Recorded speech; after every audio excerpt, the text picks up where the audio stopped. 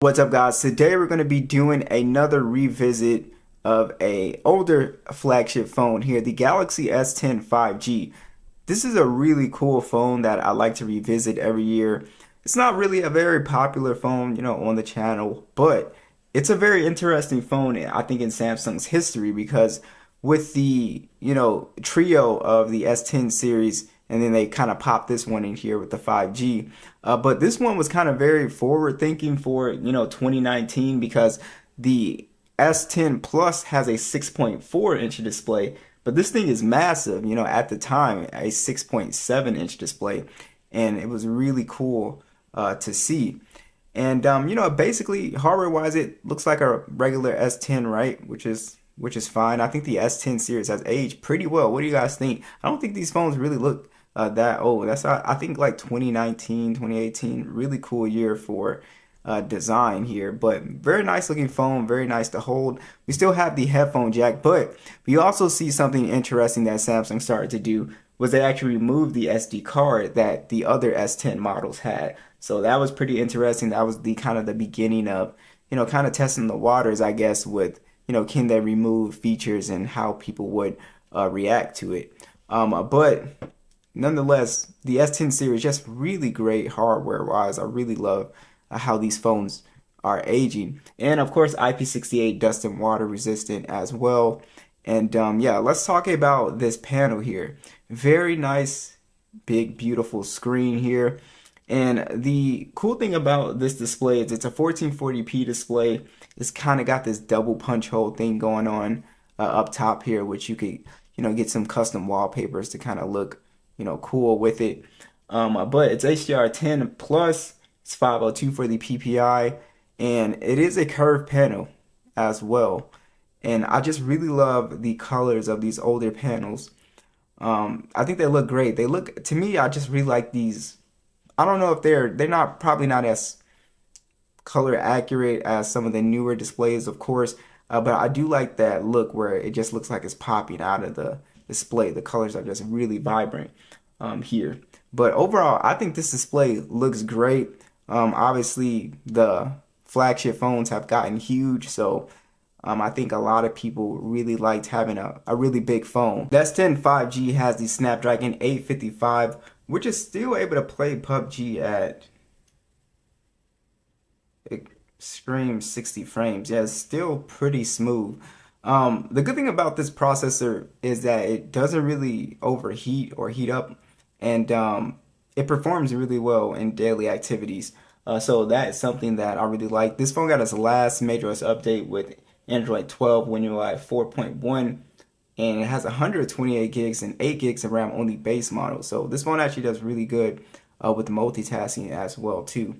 But yeah, so I think that, performance wise, it still runs, really, really good. Even with One UI 4.1, all the apps still update, of course. And it feels just like a normal Samsung experience here. We know Samsung just did their kind of overhaul with software, but it's very cool how nice this chipset is running these days. Check out these speakers on the S10.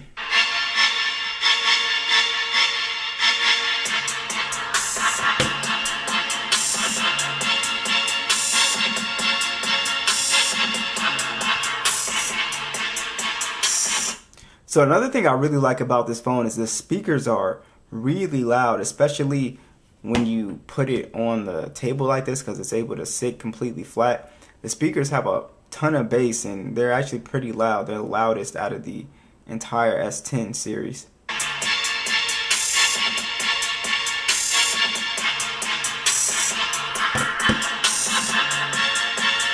Yeah, so it is it's pretty cool that you get some pretty nice speakers on this device here. And of course, we have the ultrasonic fingerprint scanner, which works really well.